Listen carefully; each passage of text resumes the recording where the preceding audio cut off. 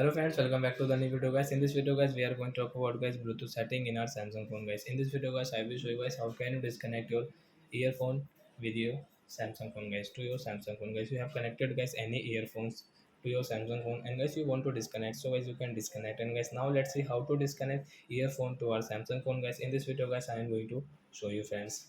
So before starting video friends, first of all guys go and subscribe my channel and click the bell icon. So it's now time to start video friends. First of all guys, swipe up your phone and guys click on your phone setting. So we will click here. So as you can see guys, there is no any guys option guys Bluetooth setting. So as you can see guys, your connection setting. So guys tap here.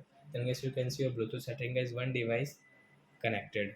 So guys tap here. So you can see guys, we have connected this Ubone C L20 and guys we want to disconnect it. So guys how can we disconnect? My right side icon guys, you can see setting options. So guys tap here. Then guys you can see, oh friends, disconnected, connected.